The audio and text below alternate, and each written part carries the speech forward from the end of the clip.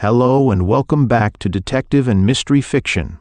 If you enjoy my content, please consider hitting the like button. It's the only way the YouTube algorithm notices me. The Farewell Murder by Dashiell Hammett. First published Black Mask, February 1930. The Continental Op is called in to protect a man and runs into plenty grief. Chapter 1. I was the only one who left the train at Farewell. A man came through the rain from the passenger shed. He was a small man.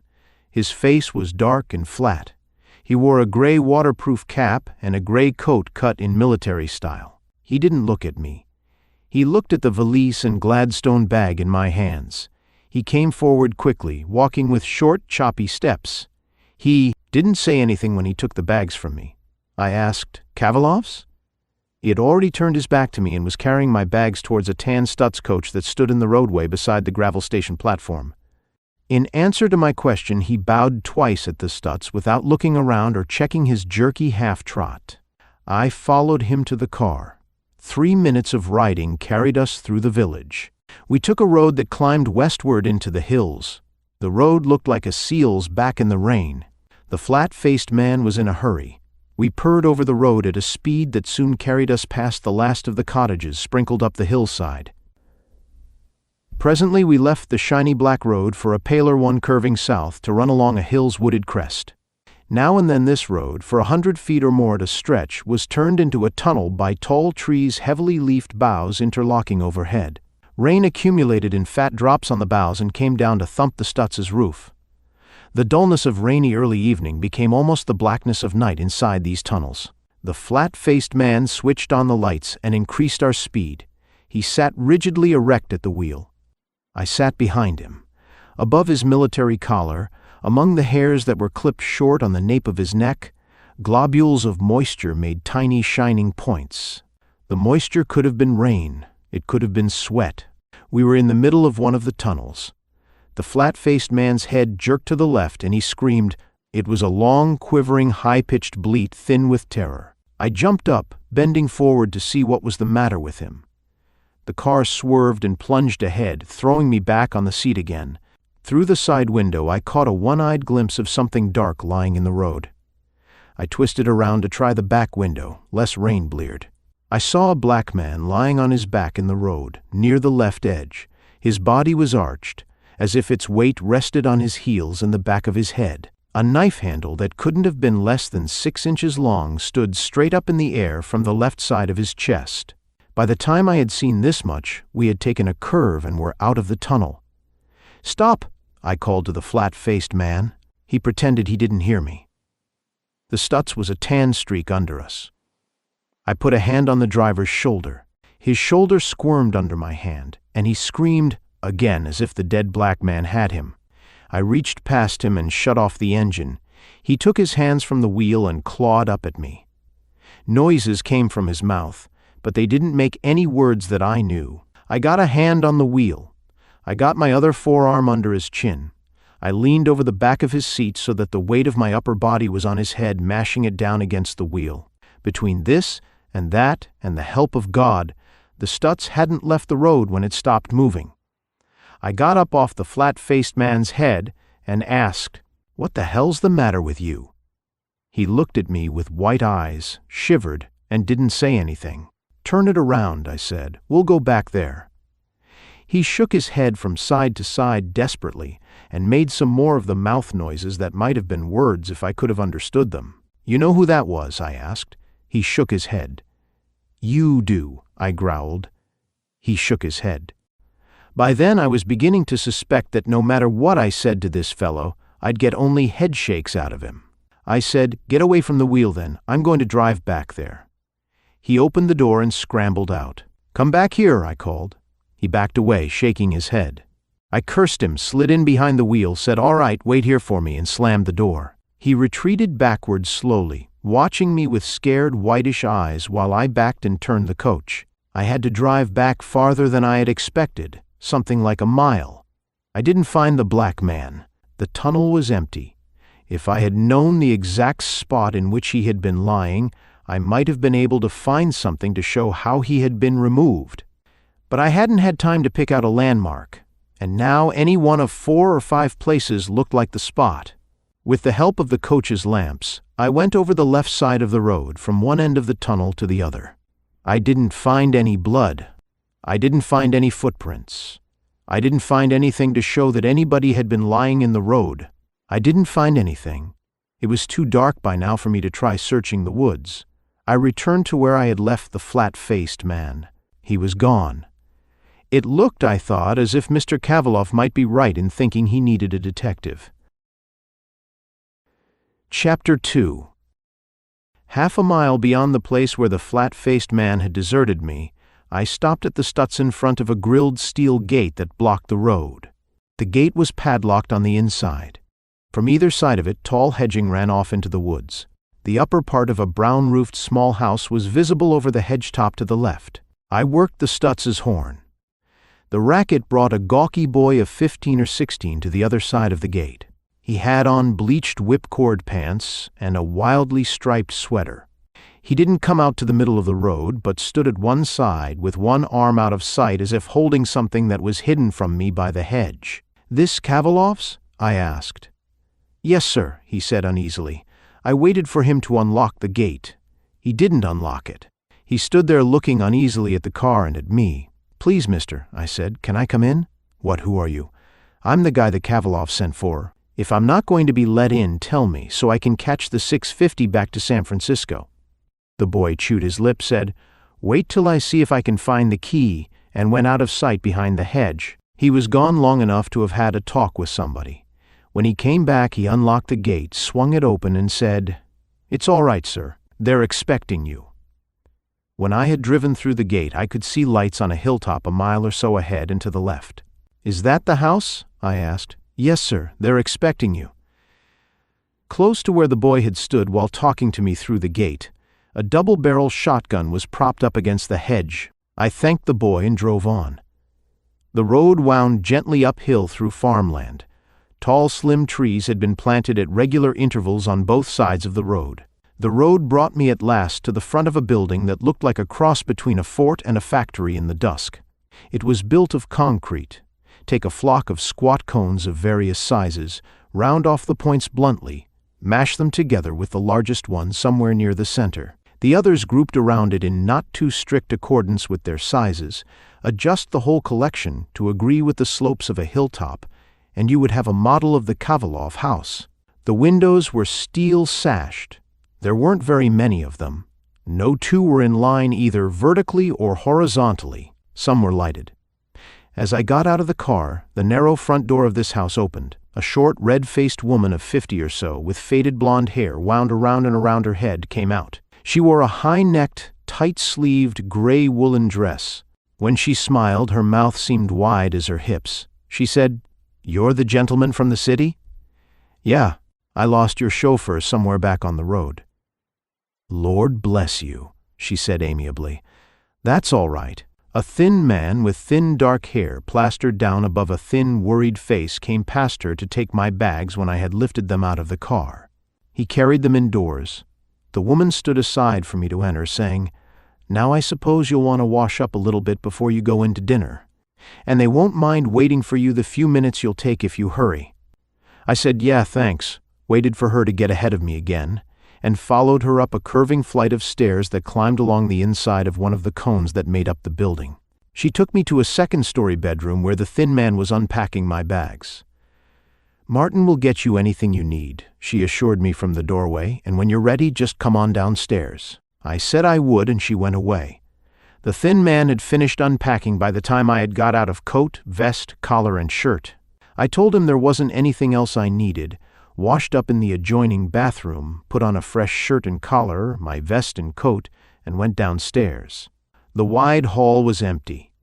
Voices came through an open doorway to the left. One voice was a nasal whine. It complained, "I will not have it. I will not put up with it. I am not a child, and I will not have it." This voice's T's were a little too thick for T's, but not thick enough to be D's. Another voice was a lively but slightly harsh baritone.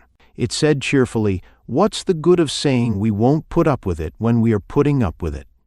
The third voice was feminine, a soft voice, but flat and spiritless. It said, "But perhaps he did kill him." The whining voice said, "I do not care. I will not have it." The baritone voice said, cheerfully as before, "Oh, won't you?" A doorknob turned farther down the hall. I didn't want to be caught standing there listening. I advanced to the open doorway. Chapter 3. I was in the doorway of a low-ceilinged oval room furnished and decorated in gray, white, and silver. 2 men and a woman were there. The older man, he was somewhere in his 50s, got up from a deep gray chair and bowed ceremoniously at me. He was a plump man of medium height, completely bald, dark-skinned, and pale-eyed. He wore a wax-pointed gray mustache and a scraggly gray imperial. "Mr. Kavalov?" I asked. "Yes, sir." His was the whining voice. I told him who I was. He shook my hand and then introduced me to the others. The woman was his daughter. She was probably 30. She had her father's narrow, full-lipped mouth, but her eyes were dark, her nose was short and straight, and her skin was almost colorless. Her face had Asia in it. It was pretty, passive, unintelligent. The man with the baritone voice was her husband. His name was Ringo. He was 6 or 7 years older than his wife, neither tall nor heavy, but well set up. His left arm was in splints and a sling. The knuckles of his right hand were darkly bruised. He had a lean, bony, quick-witted face, bright dark eyes with plenty of lines around them, and a good-natured hard mouth. He gave me his bruised hand, wriggled his bandaged arm at me, grinned, and said, "I'm sorry you missed this, but the future injuries are yours." "How did it happen?" I asked. Kavalov raised a plump hand. "Time enough it is to go into that when we have eaten," he said. "Let us have our dinner first." We went into a small green and brown dining room where a small square table was set. I sat facing Ringo across a silver basket of orchids that stood between tall silver candlesticks in the center of the table. Mrs. Ringo sat to my right, Kavalov to my left. When Kavalov sat down, I saw the shape of an automatic pistol in his hip pocket. 2 men servants waited on us. There was a lot of food and all of it was well turned out. We ate caviar, some sort of consommé, sand dabs, potatoes and cucumber jelly, roast lamb, corn and string beans, asparagus, wild duck and hominy cakes, artichoke and tomato salad, and orange ice. We drank white wine, claret, burgundy, coffee, and crème de menthe. Kavalov ate and drank enormously. None of us skimped. Kavalov was the first to disregard his own order that nothing be said about his troubles until after we had eaten. When he had finished his soup, he put down his spoon and said, "I am not a child. I will not be frightened." He blinked pale, worried eyes defiantly at me, his lips pouting between mustache and imperial. Ringo grinned pleasantly at him. Mrs. Ringo's face was as serene and inattentive as if nothing had been said. "What is there to be frightened of?" "I asked nothing," Kavalov said. "Nothing excepting a lot of idiotic and very pointless trickery and play-acting." "You can call it anything you want to call it," a voice grumbled over my shoulder. "But I seen what I seen." The voice belonged to one of the men who was waiting on the table, a sallow, youngish man with a narrow, slack-lipped face. He spoke with a subdued sort of stubbornness, and without looking up from the dish he was putting before me. Since nobody else paid any attention to the servant's clearly audible remark, I turned my face to Kavalov again. He was trimming the edge of a sand dab with the side of his fork. "What kind of trickery and play-acting?" I asked. Kavalov put down his fork and rested his wrists on the edge of the table. He rubbed his lips together and leaned over his plate towards me. "Supposing?" He wrinkled his forehead so that his bald scalp twitched forward. "You have done injury to a man 10 years ago." He turned his wrists quickly, laying his hands palms up on the white cloth. "You have done this injury in the ordinary business manner, you understand, for profit. There is not anything personal concerned. You do not hardly know him. And then supposing he came to you after all those 10 years and said to you, 'I have come to watch you die.'" He turned his hands over, palms down. "Well, what would you think?" "I wouldn't," I replied. "Think I ought to hurry up my dying on his account." The earnestness went out of his face, leaving it blank. He blinked at me for a moment and then began eating his fish. When he had chewed and swallowed the last piece of sand dab, he looked up at me again. He shook his head slowly, drawing down the corners of his mouth. "That was not a good answer," he said.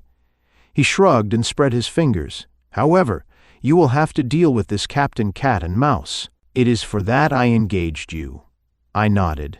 Ringo smiled and patted his bandaged arm, saying, "I wish you more luck with him than I had."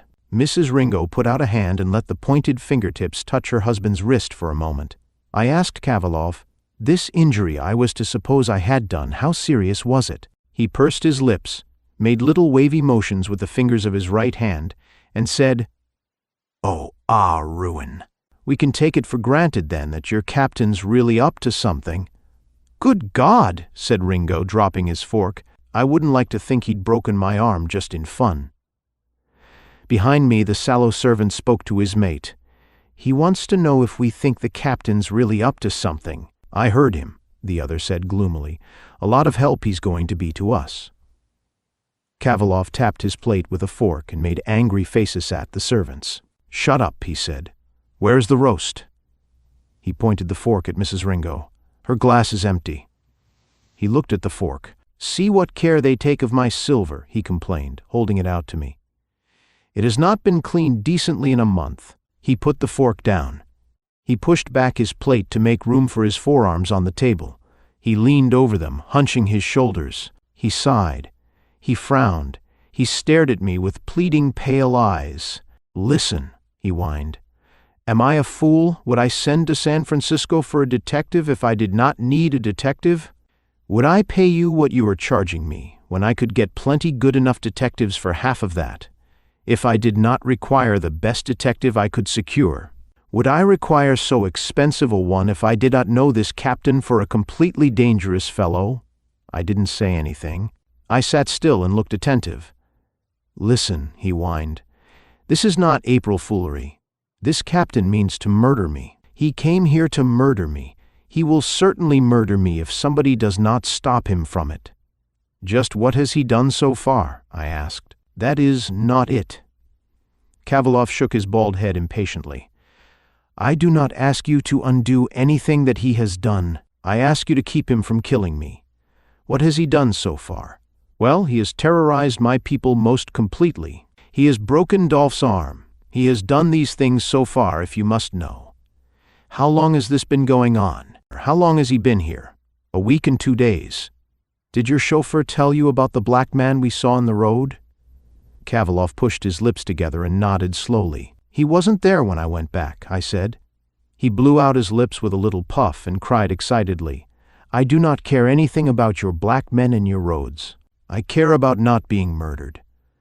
"Have you said anything to the sheriff's office?" I asked, trying to pretend I wasn't getting peevish. "That I have done. But to what good? Has he threatened me? Well, he has told me he has come to watch me die. From him, the way he said it, that is a threat. But to your sheriff, it is not a threat. He has terrorized my people. Have I proof that he has done that? The sheriff says I have not. What absurdity! Do I need proof? Don't I know? Must he leave fingerprints on the fright he causes?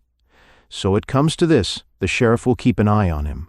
An eye, he said, mind you. Here I have 20 people, servants and farmhands with 40 eyes, and he comes and goes as he likes. An eye. How about Ringo's arm? I asked. Kavalov shook his head impatiently and began to cut up his lamb. Ringo said, "There's nothing we can do about that. I hit him first." He looked at his bruised knuckles. I didn't think he was that tough. Maybe I'm not as good as I used to be. Anyway, a dozen people saw me punch his jaw before he touched me. We performed at high noon in front of the post office. "Who is this captain?" "It's not him," the sallow servant said. "It's that black devil." Ringo said, "Sherry's his name, Hugh Sherry. He was a captain in the British Army when we knew him before, quartermaster's department in Cairo. That was in 1917, all of 12 years ago. The Commodore," he nodded his head at his father-in-law, "was speculating in military supplies. Sherry should have been a line officer. He had no head for desk work. He wasn't timid enough. Somebody decided the Commodore wouldn't have made so much money if Sherry hadn't been so careless. They knew Sherry hadn't made any money for himself. They cashiered Sherry at the same time they asked the Commodore please to go away. Kavalov looked up from his plate to explain. Business is like that in wartime. They wouldn't let me go away if I had done anything they could keep me there for. And now, 12 years after you had him kicked out of the army in disgrace, I said, he comes here, threatens to kill you so you believe, and sets out to spread panic among your people. Is that it? That is not it, Kavalov whined. That is not it at all. I did not have him kicked out of any armies. I am a man of business. I take my profits where I find them. If somebody lets me take a profit that angers his employers, what is their anger to me? Second, I do not believe he means to kill me. I know that. I'm trying to get it straight in my mind. There is nothing to get straight. A man is going to murder me. I ask you not to let him do it. Is not that simple enough? Simple enough, I agreed, and stopped trying to talk to him. Kavalov and Ringo were smoking cigars. Mrs. Ringo and I cigarettes over creme de menthe when the red-faced blonde woman in gray wool came in. She came in hurriedly. Her eyes were wide open and dark. She said, "Anthony says there's a fire in the upper field." Kavalov crunched his cigar between his teeth and looked pointedly at me. I stood up asking, "How do I get there?" "I'll show you the way," Ringo said, leaving his chair. "Dolph," his wife protested, "your arm." He smiled gently at her and said, "I'm not going to interfere. I'm only going along to see how an expert handles these things." Chapter 4. I ran up to my room for hat, coat, flashlight, and gun. The Ringos were standing at the front door when I started downstairs again. He had put on a dark raincoat, buttoned tight over his injured arm, its left sleeve hanging empty. His right arm was around his wife. Both of her bare arms were around his neck. She was bent far back, he far forward over her. Their mouths were together. Retreating a little, I made more noise with my feet when I came into sight again. They were standing apart at the door, waiting for me. Ringo was breathing heavily, as if he had been running. He opened the door. Mrs. Ringo addressed me, "Please don't let my foolish husband be too reckless." I said I wouldn't, and asked him, "Worthwhile taking any of the servants or farm hands along?" He shook his head. "Those that aren't hiding would be as useless as those that are," he said. "They've all had it taken out of them." He and I went out, leaving Mrs. Ringo looking after us from the doorway. The rain had stopped for the time, but a black muddle overhead promised more presently. Ringo led me around the side of the house, along a narrow path that went downhill through shrubbery, past a group of small buildings in a shallow valley, and diagonally up another, lower, hill.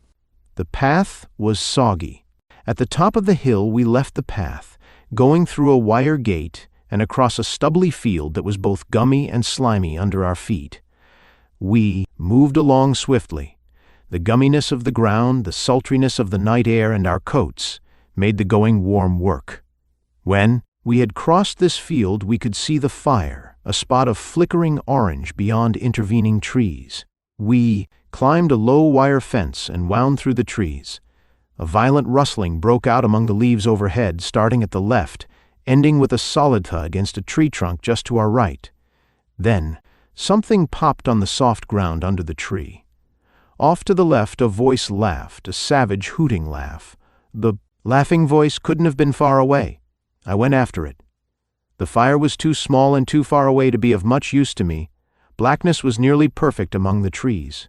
I stumbled over roots, bumped into trees, and found nothing. The flashlight would have helped the laugher more than me, so I kept it idle in my hand. When I got tired of playing peekaboo with myself, I cut through the woods to the field on the other side and went down to the fire. The fire had been built in one end of the field, a dozen feet or less from the nearest tree. It had been built of dead twigs and broken branches that the rain had missed, and had nearly burnt itself out by the time I reached it.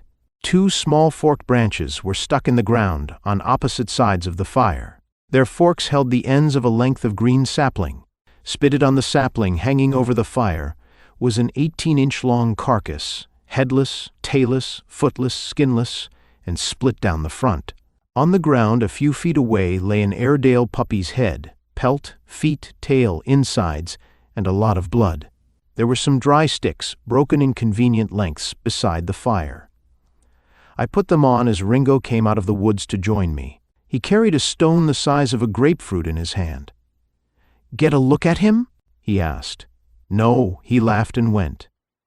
He held out the stone to me, saying, "This is what was chucked at us." Drawn on the smooth gray stone, in red, were round blank eyes, a triangular nose, and a grinning, toothy mouth, a crude skull. I scratched one of the red eyes with a fingernail and said, "Crayon."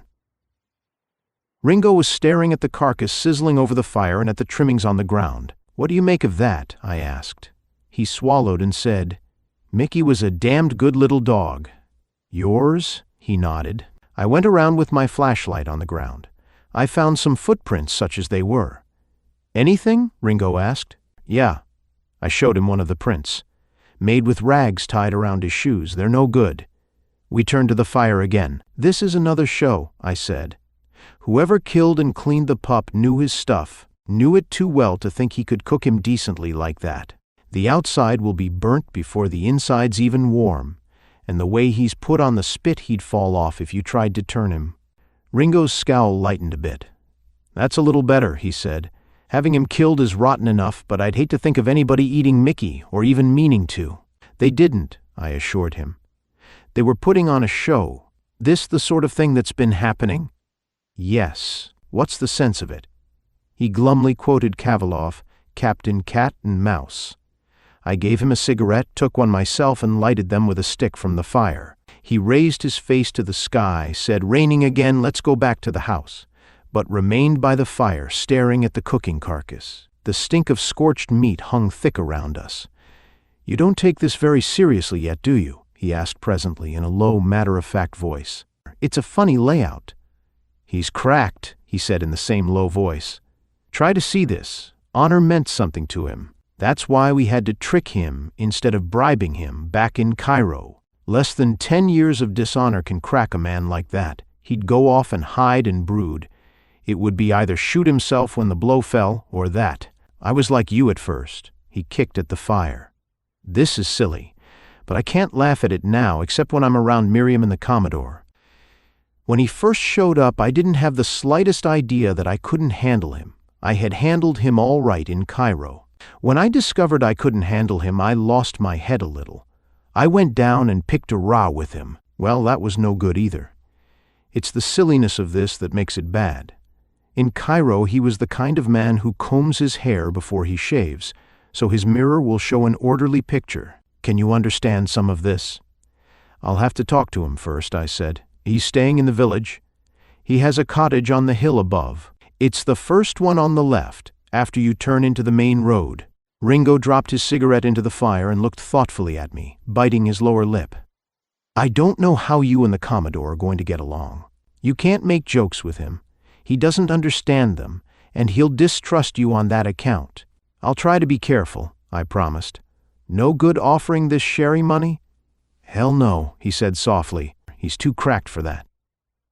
We took down the dog's carcass, kicked the fire apart, and trotted out in the mud before we returned to the house. Chapter 5. The country was fresh and bright under clear sunlight the next morning. A warm breeze was drying the ground and chasing raw cotton clouds across the sky. At 10 o'clock, I set out afoot for Captain Sherry's. I didn't have any trouble finding his house, a pinkish stuccoed bungalow with a terracotta roof, reached from the road by a cobbled walk. A white-clothed table with 2 places set stood on the tiled veranda that stretched across the front of the bungalow. Before I could knock, the door was opened by a slim black man, not much more than a boy, in a white jacket. His features were thinner than most American Negroes, aquiline, pleasantly intelligent. "You're going to catch colds lying around in wet roads," I said, "if you don't get run over." His mouth ends ran towards his ears in a grin that showed me a lot of strong yellow teeth.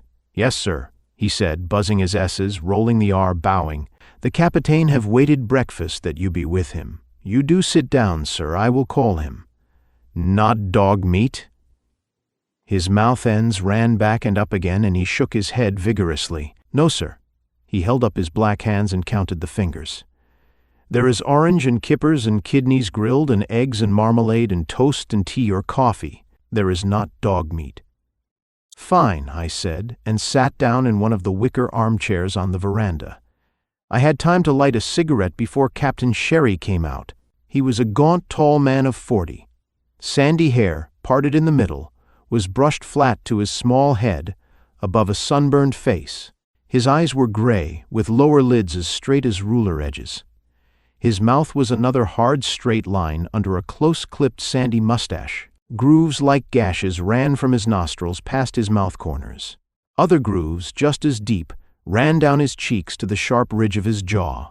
He wore a gaily striped flannel bathrobe over sand-colored pajamas. "Good morning," he said pleasantly, and gave me a semi-salute. He didn't offer to shake hands. "Don't get up. It will be some minutes before Marcus has breakfast ready. I slept late. I had a most abominable dream." His voice was a deliberately languid drawl. "I dreamed that Theodore Kavalov's throat had been cut from here to here." He put bony fingers under his ears. "It was an atrociously gory business. He bled and screamed horribly, the swine." I grinned up at him, asking, "And you didn't like that?" "Oh, getting his throat cut was all to the good, but he bled and screamed so filthily." He raised his nose and sniffed. "That's honeysuckle somewhere, isn't it? Smells like it. Was it throat-cutting that you had in mind when you threatened him?" "When I threatened him," he drawled. "My dear fellow, I did nothing of the sort. I was in Uja, a stinking Moroccan town close to the Algerian frontier, and one morning a voice spoke to me from an orange tree, said, 'Go to Farewell in California, in the States, and there you will see Theodore Kavalov die.' I thought that a capital idea. I thanked the voice, told Marcus to pack, and came here. As soon as I arrived, I told Kavalov about it, thinking perhaps he would die then and I wouldn't be hung up here waiting. He didn't, though, and too late I regretted not having asked the voice for a definite date. I should hate having to waste months here." "That's why you've been trying to hurry it up?" I asked. "I beg your pardon?"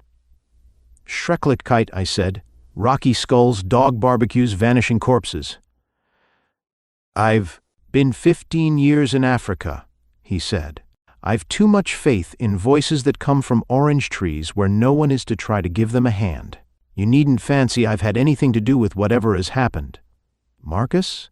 Sherry stroked his freshly shaven cheeks and replied, "That's possible. He has an incorrigible bent for the ruder sort of African horseplay. I'll gladly cane him for any misbehavior of which you've reasonably definite proof." "Let me catch him at it," I said, "and I'll do my own caning." Sherry leaned forward and spoke in a cautious undertone. "Be sure he suspects nothing till you've a firm grip on him. He's remarkably effective with either of his knives." "I'll try to remember that."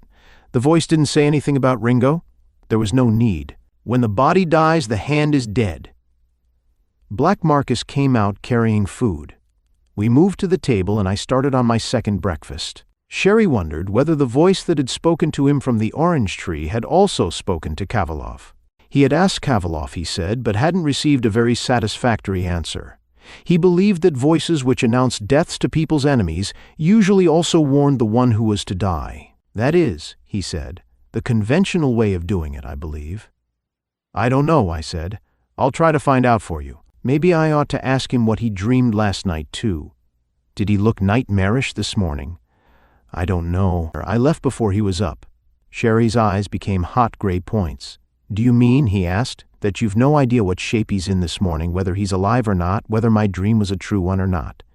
"Yeah." The hard line of his mouth loosened into a slow, delighted smile. "By Jove," he said, "that's capital. I thought you gave me the impression of knowing positively that there was nothing to my dream, that it was only a meaningless dream." He clapped his hands sharply. Black Marcus popped out of the door. "Pack," Sherry ordered. "The bald one is finished. We're off." Marcus bowed and backed grinning into the house. "Hadn't you better wait to make sure?" I asked. "But I am sure," he drawled, "as sure as when the voice spoke from the orange tree. There is nothing to wait for now. I have seen him die. In a dream." "Was it a dream?" he asked carelessly. "When I left, 10 or 15 minutes later, Marcus was making noises indoors that sounded as if he actually was packing. Sherry shook hands with me, saying, "Awfully glad to have had you for breakfast. Perhaps we'll meet again if your work ever brings you to Northern Africa. Remember me to Miriam and Dolph. I can't sincerely send condolences." Out of sight of the bungalow, I left the road for a path along the hillside above, and explored the country for a higher spot from which Sherry's place could be spied on. I found a pip, a vacant ramshackle house on a jutting ridge off to the northeast. The whole of the bungalow's front, part of one side, and a good stretch of the cobbled walk, including its juncture with the road, could be seen from the vacant house's front porch. It was a rather long shot for naked eyes, but with field glasses it would be just about perfect, even to a screen of overgrown bushes in front. When I got back to the Kavalov house, Ringo was propped up on gay cushions in a reed chair under a tree, with a book in his hand. "What do you think of him?" he asked. "Is he cracked?" "Not very. He wanted to be remembered to you and Mrs. Ringo. How's the arm this morning?" "Rotten. I must have let it get too damp last night. It gave me hell all night." "Did you see Captain Cat and Mouse?" Kavalov's whining voice came from behind me. "And did you find any satisfaction in that?" I turned around. He was coming down the walk from the house. His face was more gray than brown this morning, but what I could see of his throat, above the V of a wing collar, was uncut enough. "He was packing when I left," I said. "Going back to Africa." Chapter 6. That day was Thursday. Nothing else happened that day. Friday morning I was awakened by the noise of my bedroom door being opened violently. Martin, the thin-faced valet, came dashing into my room and began shaking me by the shoulder, though I was sitting up by the time he reached my bedside. His thin face was lemon yellow and ugly with fear. "It's happened," he babbled. "Oh my God, it's happened." "What's happened?" "It's happened. It's happened." I pushed him aside and got out of bed. He turned suddenly and ran into my bathroom. I could hear him vomiting as I pushed my feet into slippers. Kavalov's bedroom was 3 doors below mine, on the same side of the building. The house was full of noises, excited voices, doors opening and shutting, though I couldn't see anybody. I ran down to Kavalov's door. It was open. Kavalov was in there, lying on a low Spanish bed. The bedclothes were thrown down across the foot. Kavalov was lying on his back. His throat had been cut, a curving cut that paralleled the line of his jaw between points an inch under his earlobes. Where his blood had soaked into the blue pillowcase and blue sheet, it was purple as grape juice. It was thick and sticky, already clotting. Ringo came in wearing a bathrobe like a cape.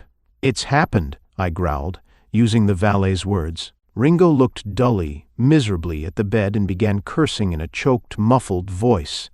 The red-faced blonde woman, Luella Qualley, the housekeeper, came in, screamed, pushed past us, and ran to the bed, still screaming. I caught her arm when she reached for the covers. "Let things alone," I said. Cover him up, the poor man," she cried. I took her away from the bed. 4 or 5 servants were in the room by now. I gave the housekeeper to a couple of them, telling them to take her out and quiet her down. She went away laughing and crying. Ringo was still staring at the bed. "Where's Mrs. Ringo?" I asked.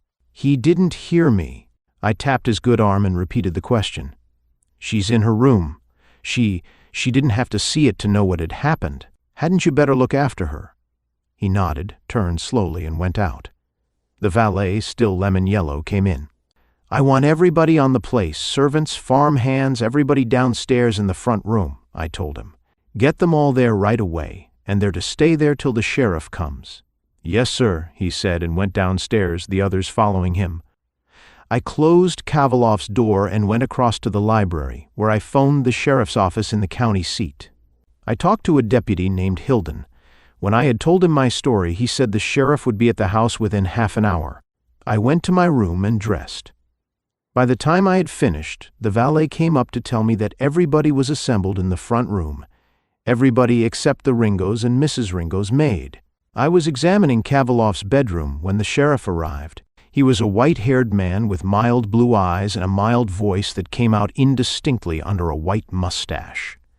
Had brought 3 deputies, a doctor, and a coroner with him. "Ringo and the valet can tell you more than I can," I said when we had shaken hands all around. "I'll be back as soon as I can make it. I'm going to Sherry's. Ringo will tell you where he fits in." In the garage, I selected a muddy Chevrolet and drove to the bungalow. Its doors and windows were tight, and my knocking brought no answer. I went back along the cobbled walk to the car and rode down into Farewell. There I had no trouble learning that Sherry and Marcus had taken the 2:10 train for Los Angeles the afternoon before, with 3 trunks and half a dozen bags that the village expressman had checked for them. After sending a telegram to the agency's Los Angeles branch, I hunted up the man from whom Sherry had rented the bungalow. He could tell me nothing about his tenants except that he was disappointed in their not staying even a full 2 weeks. Sherry had returned the keys with a brief note saying he had been called away unexpectedly. I pocketed the note. Handwriting specimens are always convenient to have. Then I borrowed the keys to the bungalow and went back to it. I didn't find anything of value there, except a lot of fingerprints that might possibly come in handy later. There was nothing there to tell me where my men had gone. I returned to Kavalov's. The sheriff had finished running the staff through the mill. "Can't get a thing out of them," he said. "Nobody heard anything and nobody saw anything, from bedtime last night till the valet opened the door to call him at 8 o'clock this morning and saw him dead like that. You know any more than that?" "No. They tell you about Sherry?" "Oh yes, that's our meat, I guess, huh?" "Yeah, he's supposed to have cleared out yesterday afternoon with his black man for Los Angeles. We ought to be able to find the work in that." "What does the doctor say?" "Says he was killed between 3 and 4 this morning with a heavyish knife, 1 clean slash from left to right, like a left-handed man would do it." "Maybe 1 clean cut," I agreed, "but not exactly a slash. Slower than that. A slash, if it curved, ought to curve up, away from the slasher, in the middle, and down towards him at the ends, just the opposite of what this does." "Oh, all right. Is this Sherry a southpaw?" "I don't know," I wondered if Marcus was. "Find the knife?" "Nary hide nor hair of it. And what's more, we didn't find anything else, inside or out. Funny a fellow as scared as Kavalov was, from all accounts, didn't keep himself locked up tighter. His windows were open. Anybody could have got in them with a ladder. His door wasn't locked." There could be half a dozen reasons for that. One of the deputies, a big-shouldered blond man, came to the door and said, "We found the knife." The sheriff and I followed the deputy out of the house, around to the side on which Kavalov's room was situated. The knife's blade was buried in the ground, among some shrubs that bordered a path leading down to the farmhands' quarters. The knife's wooden handle, painted red, slanted a little toward the house. A little blood was smeared on the blade, but the soft earth had cleaned off most. There was no blood on the painted handle, and nothing like a fingerprint. There were no footprints in the soft ground near the knife. Apparently it had been tossed into the shrubbery. "I guess that's all there is here for us," the sheriff said. "There's nothing much to show that anybody here had anything to do with it, or didn't. Now we'll look after this here, Captain Sherry." I went down to the village with him. At the post office we learned that Sherry had left a forwarding address. General Delivery, St. Louis, Mo. The postmaster said Sherry had received no mail during his stay in Farewell. We went to the telegraph office and were told that Sherry had neither received nor sent any telegrams. I sent one to the agency's St. Louis branch. The rest of our poking around in the village brought us nothing, except we learned that most of the idlers in Farewell had seen Sherry and Marcus board the southbound 2:10 train. Before we returned to the Kavalov house, a telegram came from the Los Angeles branch for me. "Sherry's trunks and bags in baggage room here not yet called for are keeping them under surveillance." When we got back to the house, I met Ringo in the hall and asked him, "Is Sherry left-handed?" he thought, and then shook his head. "I can't remember," he said. "He might be. I'll ask Miriam. Perhaps she'll know. Women remember things like that." When he came downstairs again, he was nodding. "He's very nearly ambidextrous, but uses his left hand more than his right. Why?" "The doctor thinks it was done with a left hand. How is Mrs. Ringo now?" "I think the worst of the shock is over, thanks." Chapter 7. Sherry's baggage remained uncalled for in the Los Angeles passenger station all day Saturday. Late that afternoon, the sheriff made public the news that Sherry and the Black were wanted for murder. And that night, the sheriff and I took a train south. Sunday morning, with a couple of men from the Los Angeles Police Department, we opened the baggage. We didn't find anything except legitimate clothing and personal belongings that told us nothing. That trip paid no dividends. I returned to San Francisco and had bales of circulars printed and distributed. 2 weeks went by, 2 weeks in which the circulars brought us nothing but the usual lot of false alarms. Then the Spokane police picked up Sherry and Marcus in a Stevens Street rooming house. Some unknown person had phoned the police that one Fred Williams living there had a mysterious black visitor nearly every day, and that their actions were very suspicious. The Spokane police had copies of our circular. They hardly needed the HS monograms on Fred Williams' cufflinks and handkerchiefs to assure them that he was our man. After a couple of hours of being grilled, Sherry admitted his identity but denied having murdered Kavalov. 2 of the sheriff's men went north and brought the prisoners down to the county seat. Sherry had shaved off his mustache. There was nothing in his face or voice to show that he was the least bit worried. I knew there was nothing more to wait for after my dream, he drawled, so I went away. Then, when I heard the dream had come true, I knew you Johnnies would be hot after me, as if one can help his dreams, and I sought seclusion. He solemnly repeated his orange tree voice story to the sheriff and district attorney. The newspapers liked it. He refused to map his route for us, to tell us how he had spent his time. No, he said. Sorry, but I shouldn't do it. It may be I shall have to do it again sometime, and it wouldn't do to reveal my methods. He wouldn't tell us where he had spent the night of the murder. We were fairly certain that he had left the train before it reached Los Angeles, though the train crew had been able to tell us nothing. Sorry, he drawled, but if you chaps don't know where I was, how do you know that I was where the murder was? We had even less luck with Marcus. His formula was, not understand the English very good, ask the Capitaine, I don't know. The district attorney spent a lot of time walking his office floor, biting his fingernails, and telling us fiercely that the case was going to fall apart if we couldn't prove that either Sherry or Marcus was within reach of the Kavalov house at, or shortly before or after, the time of the murder. The sheriff was the only one of us who hadn't a sneaky feeling that Sherry's sleeves were loaded with assorted aces. The sheriff saw him already hanged. Sherry got a lawyer, a slick-looking pale man with horn-rimmed glasses and a thin, twitching mouth. His name was Schaefer. He went around smiling to himself and at us.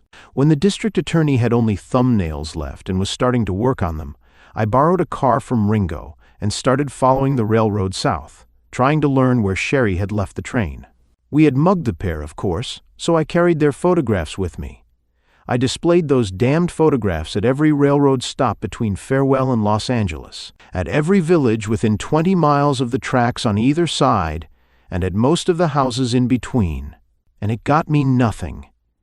There was no evidence that Sherry and Marcus hadn't gone through to Los Angeles.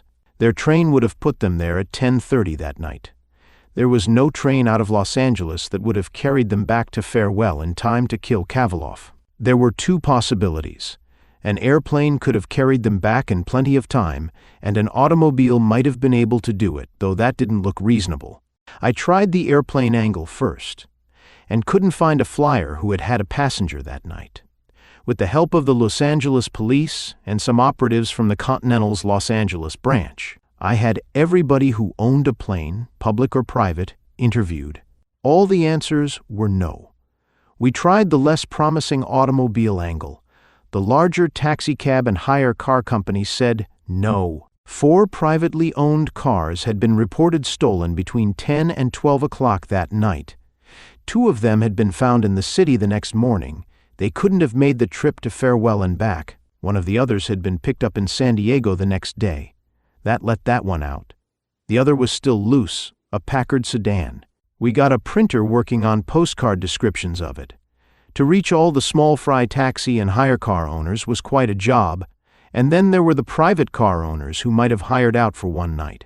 We went into the newspapers to cover these fields. We didn't get any automobile information, but this new line of inquiry, trying to find traces of our men here a few hours before the murder, brought results of another kind. At San Pedro, Los Angeles' seaport, 25 miles away, a Negro had been arrested at 1 o'clock on the morning of the murder. The Negro spoke English poorly, but had papers to prove that he was Pierre Tisano, a French sailor. He had been arrested on a drunk and disorderly charge. The San Pedro police said that the photograph and description of the man we knew as Marcus fit the drunken sailor exactly. That wasn't all the San Pedro police said. Tisano had been arrested at 1 o'clock. At a little after 2 o'clock, a white man who gave his name as Henry Somerton had appeared and had tried to bail the Negro out. The desk sergeant had told Somerton that nothing could be done till morning, and that anyway it would be better to let Tisano sleep off his jag before removing him.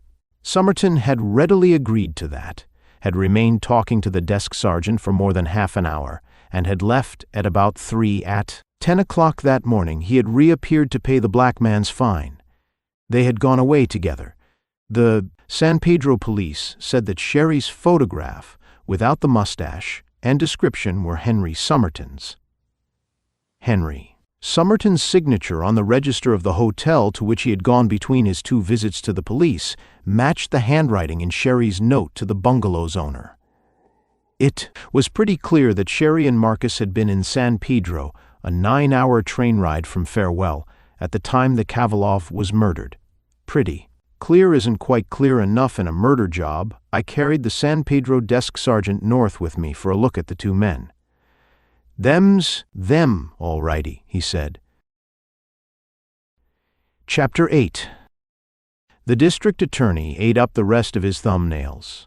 The sheriff had the bewildered look of a child who had held a balloon in his hand, had heard a pop, and couldn't understand where the balloon had gone.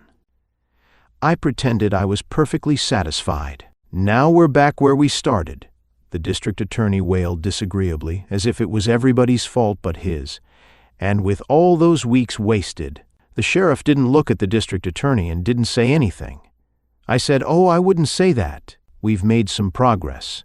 "What?" "We know that Sherry and the Dinge have alibis." The district attorney seemed to think I was trying to kid him. I didn't pay any attention to the faces he made at me and asked, "What are you going to do with them?" "What can I do with them but turn them loose? This shoots the case to hell." "It doesn't cost the county much to feed them," I suggested. "Why not hang on to them as long as you can while we think it over? Something new may turn up, and you can always drop the case if nothing does. You don't think they're innocent, do you?"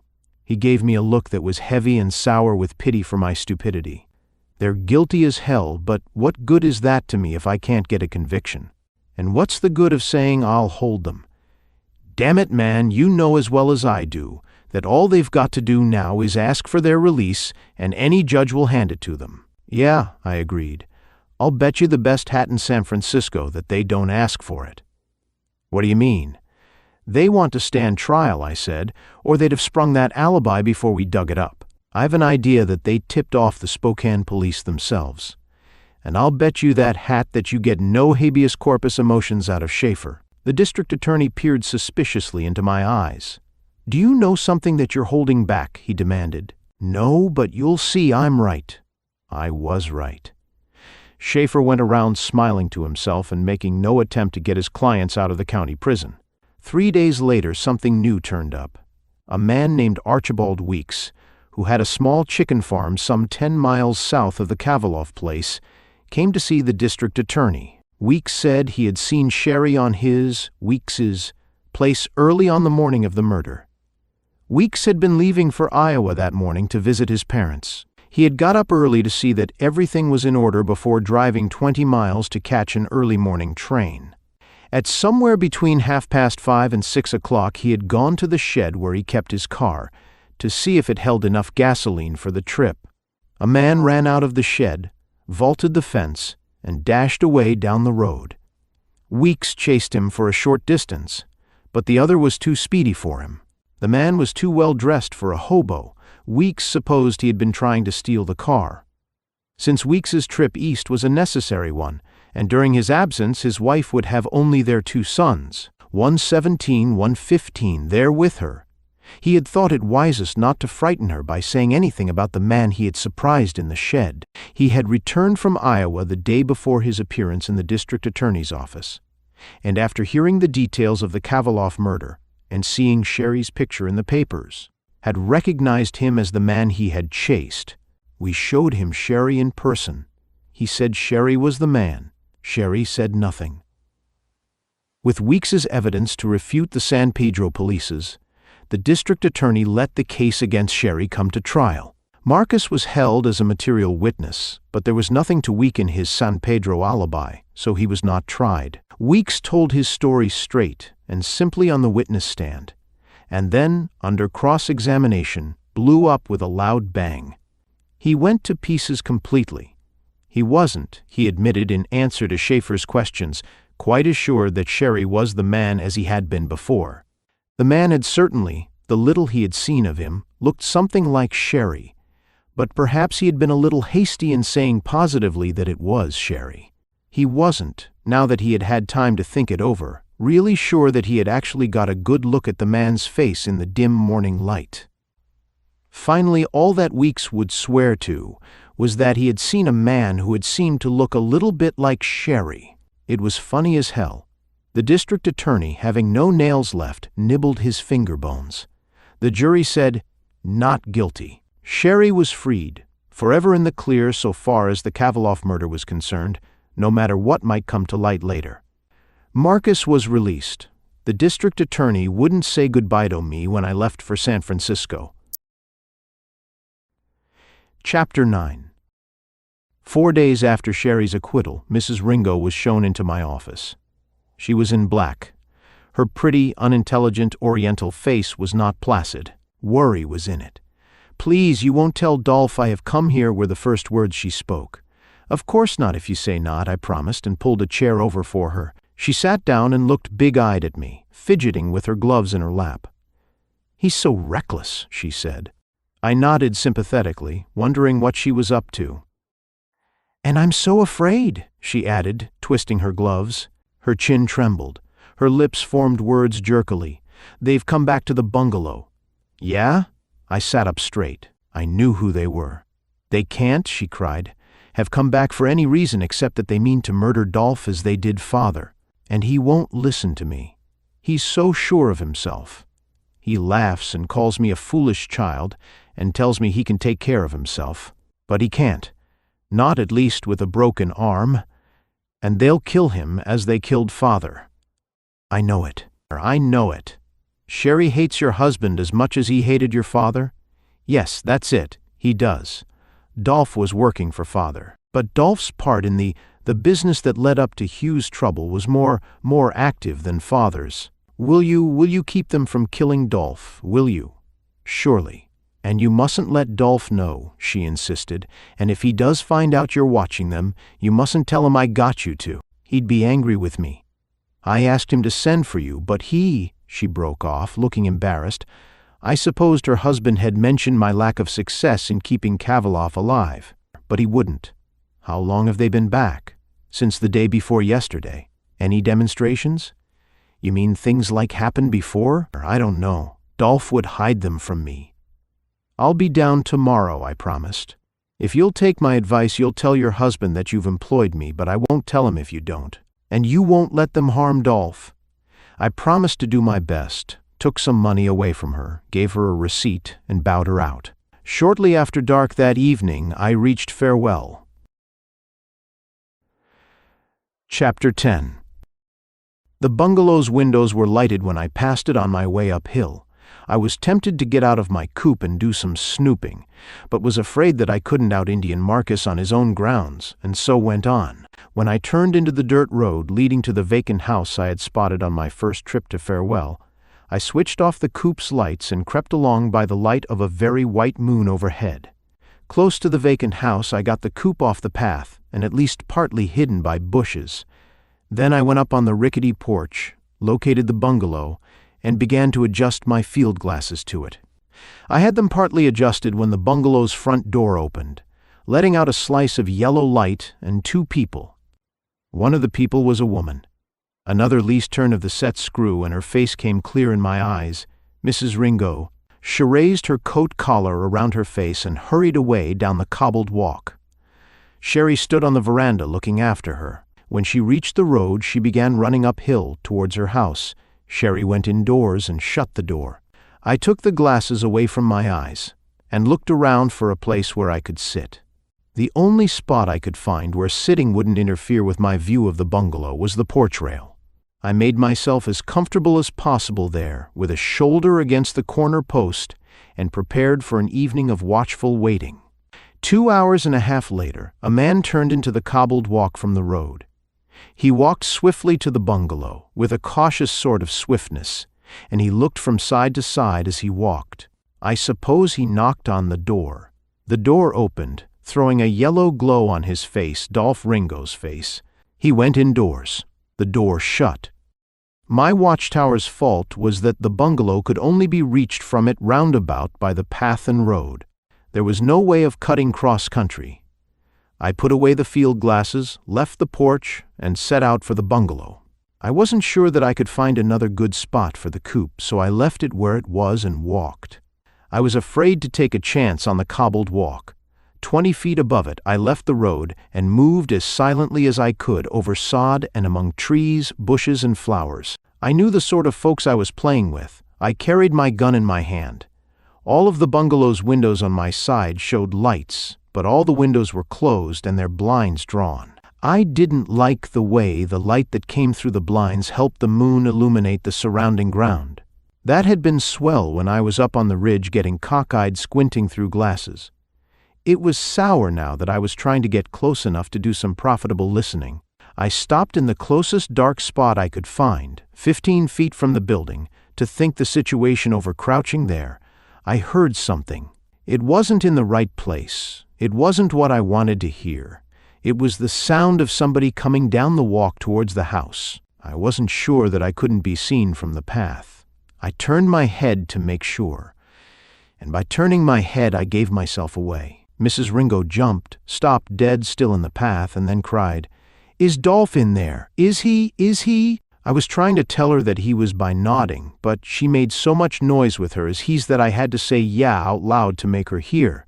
I don't know whether the noise we made hurried things up indoors or not, but guns had started going off inside the bungalow. You don't stop to count shots in circumstances like those, and anyway these were too blurred together for accurate scorekeeping. But my impression was that at least 50 of them had been fired by the time I was bruising my shoulder on the front door.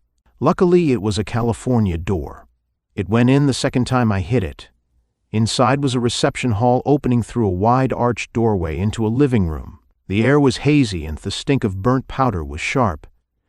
Sherry was on the polished floor by the arch, wriggling sidewise on one elbow and one knee, trying to reach a Luger that lay on an amber rug some 4 feet away. His upper teeth were sunk deep into his lower lip, and he was coughing little stomach coughs as he wriggled. At the other end of the room, Ringo was upright on his knees, steadily working the trigger of a black revolver in his good hand. The pistol was empty. It went snap, snap, snap, snap foolishly, but he kept on working the trigger. His broken arm was still in the splints, but had fallen out of the sling and was hanging down. His face was puffy and florid with blood. His eyes were wide and dull. The white bone handle of a knife stuck out of his back just over one hip, its blade all the way in. He was clicking the empty pistol at Marcus.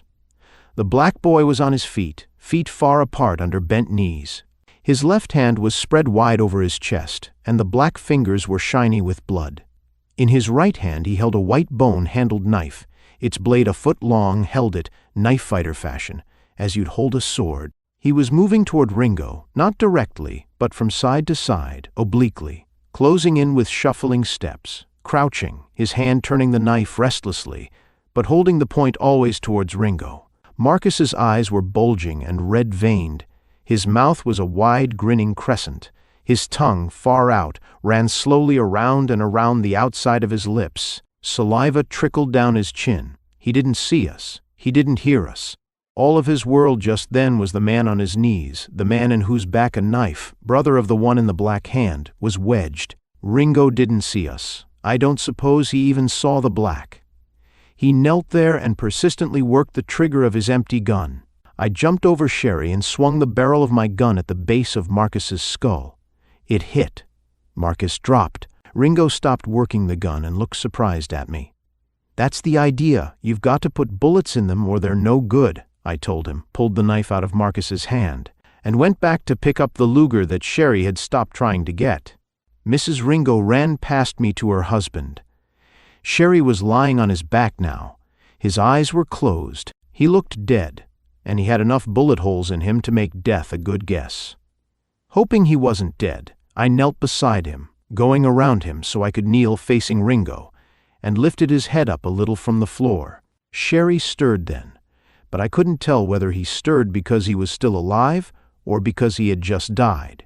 "Sherry," I said sharply. "Sherry."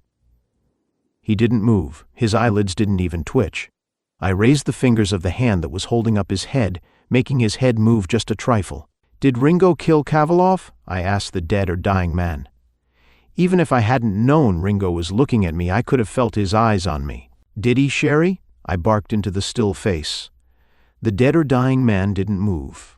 I cautiously moved my fingers again so that his dead or dying head nodded twice. Then I made his head jerk back and let it gently down on the floor again. "Well," I said, standing up and facing Ringo, "I've got you at last." Chapter 11. I've never been able to decide whether I would actually have gone on the witness stand and sworn that Sherry was alive when he nodded, and nodded voluntarily, if it had been necessary for me to do so to convict Ringo. I don't like perjury, but I knew Ringo was guilty, and there I had him. Fortunately, I didn't have to decide. Ringo believed Sherry had nodded, and then, when Marcus gave the show away, there was nothing much for Ringo to do but try his luck with a plea of guilty. We didn't have much trouble getting the story out of Marcus. Ringo had killed his beloved Capitaine. The black boy was easily persuaded that the law would give him his best revenge. After Marcus had talked, Ringo was willing to talk. He stayed in the hospital until the day before his trial opened. The knife Marcus had planted in his back had permanently paralyzed one of his legs, though aside from that he recovered from the stabbing. Marcus had 3 of Ringo's bullets in him. The doctors fished 2 of them out, but were afraid to touch the 3rd. It didn't seem to worry him. By the time he was shipped north to begin an indeterminate sentence in San Quentin for his part in the Kavalov murder, he was, apparently, as sound as ever. Ringo was never completely convinced that I had ever suspected him before the last minute when I had come charging into the bungalow. Of course I had, right along. I defended my skill as a sleuth. That was while he was still in the hospital. I didn't believe Sherry was cracked.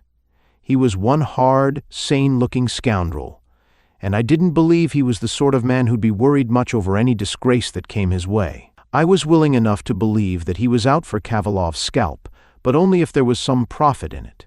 That's why I went to sleep and let the old man's throat get cut. I figured Sherry was scaring him up, nothing more, to get him in shape for a big money shakedown. Well, when I found out I had been wrong there, I began to look around. So far as I knew, your wife was Kavalov's heir. From what I had seen, I imagined your wife was enough in love with you to be completely in your hands. All right, you, as the husband of his heir, seemed the one to profit most directly by Kavalov's death. You were the one who'd have control of his fortune when he died. Sherry could only profit by the murder if he was working with you. But didn't his breaking my arm puzzle you? Sure, I could understand a phony injury, but that seemed carrying it a little too far. But you made a mistake there that helped me. You were too careful to imitate a left-hand cut on Kavalov's throat.